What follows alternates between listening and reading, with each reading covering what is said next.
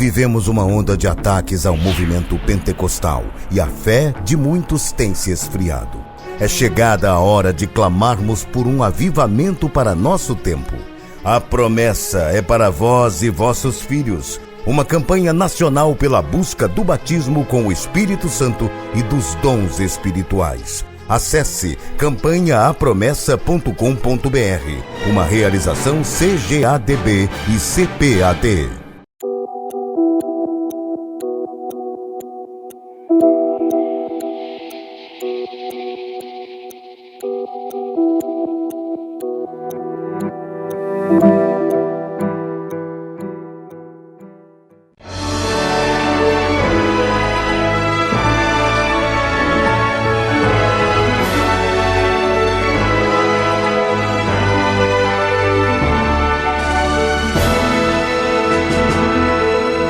Subsídios. Lições Bíblicas Adultos. Lição 3. Dons de revelação. Meus caros irmãos, pastores, professores, alunos e superintendente da Escola Dominical. Na lição de hoje, terceira lição do trimestre, estudaremos o tema dos dons de revelação.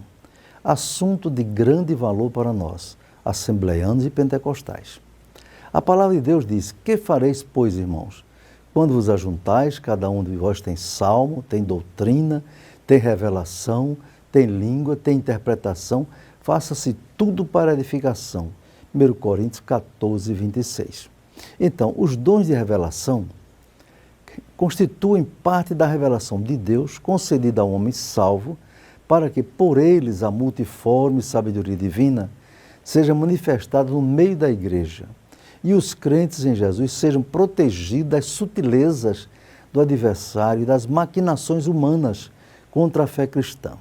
Eu pergunto, nos dias presentes, será que não há necessidade da revelação especial de Deus, através de sua palavra e de dons ou carismas que façam a diferença para que os cristãos saibam discernir o joio do trigo? Certamente hoje, mais do que nunca, a Igreja de Jesus em toda parte necessita desses recursos. Os dons de revelação podem identificar a origem, os meios e os propósitos de muitas falsas doutrinas que surgem a cada dia no meio evangélico. Pela revelação sobrenatural, pode desmascarar os falsos pastores, os obreiros fraudulentos, de torpe ganância, como diz Paulo.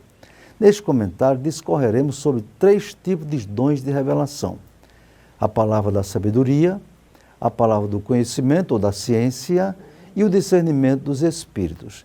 3 manifestações dos dons do Espírito Santo que são indispensáveis à integridade espiritual, ao acesso ao conhecimento mais profundo das verdades bíblicas e ao confronto com as hostes espirituais da maldade nos lugares celestiais.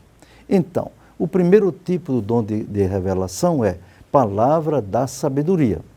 1 Coríntios 12, 8. É parte da sabedoria de Deus, com a finalidade de propiciar entendimento na ministração da palavra ou pregação, é de grande valor na tarefa de aconselhamento em situações que demandam uma orientação sábia, notadamente o ministério pastoral. É de fundamental importância no exercício da liderança, da administração eclesiástica, na separação de obreiros, não é? Ultrapassando os limites do saber intelectual ou humano. Jesus agradeceu ao Pai por essa revelação quando ele disse: naquela mesma hora se alegrou Jesus no Espírito Santo e disse: graças te dou, ó Pai, Senhor do céu e da terra, porque escondeste essas coisas aos sábios e inteligentes e as revelaste às criancinhas. Assim é, ó Pai, porque assim te aprove. Lucas 10, 21. Paulo, o apóstolo, doutor dos gentios, recebeu essa visão de que há uma sabedoria sublime quando escreveu aos Coríntios dizendo: mas como está escrito, as coisas que o olho não viu e o ouvido não ouviu e não subiram ao coração do homem, são as que Deus preparou para os que o amam, mas Deus não-las revelou pelo seu Espírito, porque o Espírito penetra todas as coisas, ainda as profundezas de Deus. Porque qual dos homens sabe as coisas do homem, senão o Espírito do homem que nele está? Assim também ninguém sabe as coisas de Deus, senão o Espírito de Deus. 1 Coríntios 2, 9 a 11. Essa sabedoria é de altíssimo nível e transcende os limites da sabedoria natural ou humana. Não se adquire nas escolas seculares, nem também nas escolas teológicas ou filosóficas. Ela é concedida por Deus a quem Ele quer, visando atender à necessidade da igreja, ou individual, não é? De algum servo ou serva sua, principalmente em ocasiões em que o saber natural é insuficiente para a tomada de decisões ou resoluções difíceis. No Novo Testamento há diversas referências quanto à aplicabilidade dessa sabedoria divina. Paulo exorta os colossenses a que saibam transmitir as palavras aos ouvintes, dizendo: andai com sabedoria para com os que estão de fora, remindo o tempo, a vossa palavra seja sempre agradável, temperada com sal, para que sabais como vos convém responder a cada um. Colossenses 4, 5 e 6. A falta dessa sabedoria de Deus pode causar graves prejuízos à pregação do Evangelho. Há pregadores que usam o púlpito em eventos evangelísticos de maneira arrogante e prepotente. Houve um que dizia para uma grande multidão que os pastores eram um bando de trambiqueiros e que a igreja, a denominação a qual fazia parte, não é, estava ultrapassada. E dizia diante de pessoas não crentes: não sei porque Deus não tira essa velharia de cena. Imagine, a sabedoria desse tipo de pregador não é do Espírito Santo. Essa sabedoria não é a sabedoria que vem do alto, mas é a sabedoria terrena, animal e diabólica. Tiago 3 e 15. Na vida da igreja local, há casos interessantes do exercício da sabedoria divina, pois Deus é o mesmo Deus. Um novo convertido, esse é um exemplo, não é? Novo convertido, homem do campo, recebeu a visita de um neto, não é? Que era formado em medicina, em uma faculdade famosa de São Paulo. Sabendo que o avô houvera aceitado a Cristo, passou a criticá-lo com arrogância, dizendo que em seus estudos, ele fez uma visita ao velho, né? E disse: olha, vovô, em meus estudos eu aprendi muitas coisas, inclusive que Deus não existe, que o homem veio de um macaco. E depois de desfilar outras informações do que aprendera na faculdade, perguntou ao velho crente: e na sua crença, esse protestante, o que o senhor aprendeu, vovô? O novo convertido, que nem sequer tivera tempo de conhecer bem a Bíblia, respondeu ao neto ateu: meu neto, eu aprendi a dizer: para trás de mim, Satanás. O materialista ficou desconcertado, despediu-se, dizendo que não adiantava lutar contra esses crentes. Isso é sabedoria de Deus. Paulo, o maior intérprete dos evangelhos, teólogo do mais alto nível, homem de cultura privilegiada, poliglota, falava 4 idiomas, formado aos pés de Gamaliel, um dos mestres da cultura judaica de sua época, não se conteve ao expressar o conhecimento que Deus lhe concedera após sua conversão a Cristo e exclamou de forma eloquente: ó profundidade das riquezas, tanto da sabedoria como da ciência de Deus. Quão insondáveis são os seus juízos e quão inescrutáveis os seus caminhos. Porque quem compreendeu o intento do Senhor? Ou quem foi seu conselheiro? Ou quem lhe deu primeiro a ele para que lhe seja recompensado? Porque dele e por ele e para ele são todas as coisas. Glória, pois, a ele eternamente. Amém. Romanos 11, 33 a 36.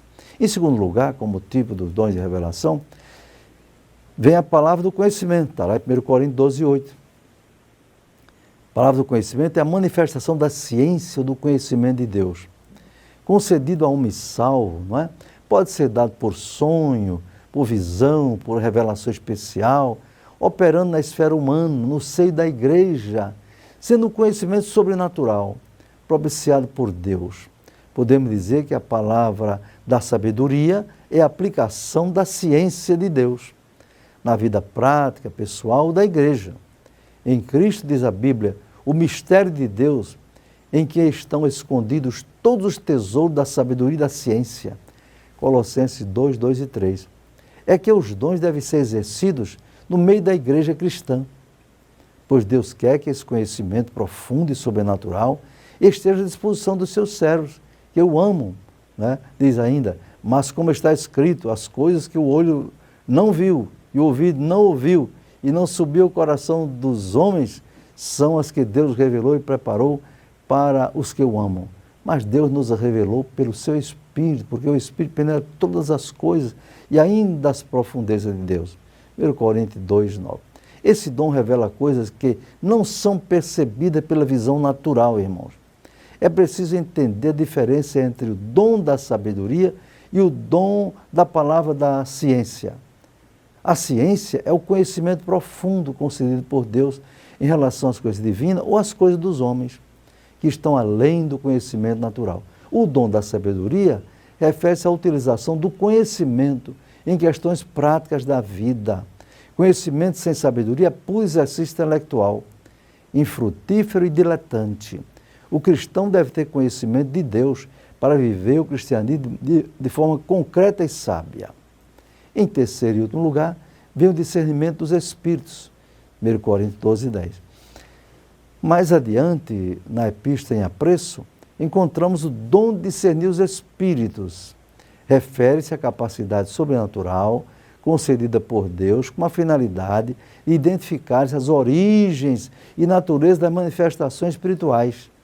Tais manifestações podem ter basicamente 3 origens: de Deus, do homem ou da carne, ou do maligno. Em determinadas ocasiões, uma manifestação espiritual pode apresentar-se no meio da congregação ou diante de um servo de Deus, com aparência genuína, de ser genuína, e ser uma mistificação diabólica, ou artimanha de origem humana, né? Pelo entendimento e pela lógica humana. Nem sempre é possível avaliar a origem das manifestações espirituais, mas com o dom de discernir os espíritos, o servo de Deus ou a sua igreja não será enganada. Jesus disse, acautelai-vos, porém, dos falsos profetas, que vêm até vós vestidos como ovelhas, mas interiormente são lobos devoradores. Por seus frutos os conhecereis. Porventura colhem-se uvas dos espinheiros ou figo dos abrolhos?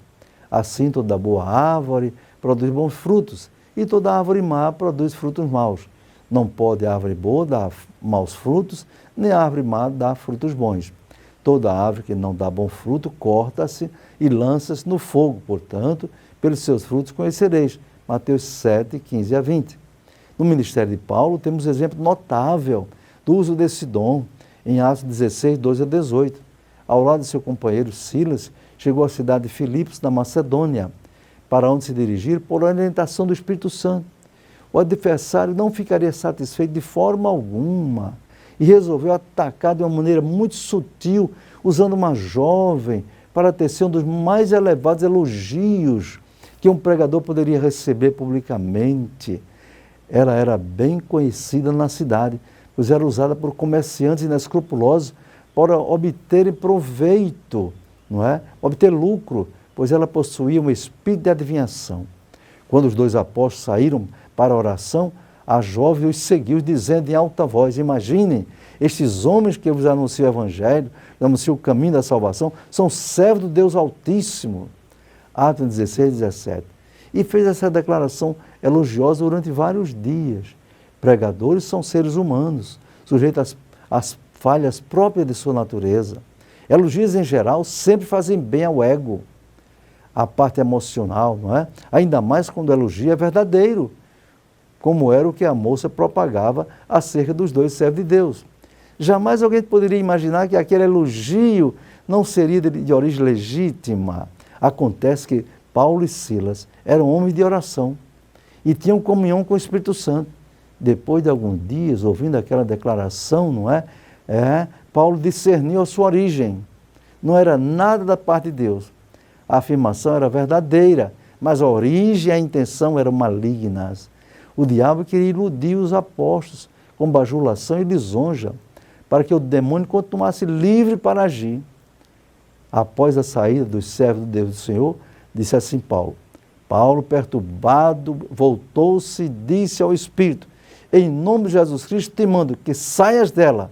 E saiu na mesma hora. Atos 16, 18.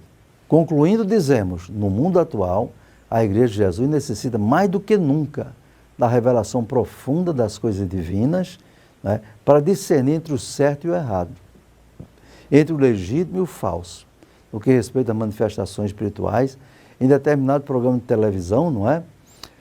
De responsabilidade de igreja, ou determinados pregadores, existe heresias absurda, uma chamada teologia da prosperidade, o cair no espírito, maldição hereditária, não é? Para o salvo em Cristo, o teísmo aberto e outras manifestações heréticas, que a princípio têm a aparência de serem genuínas e levam muitas pessoas incautas a não lerem a Bíblia, não é?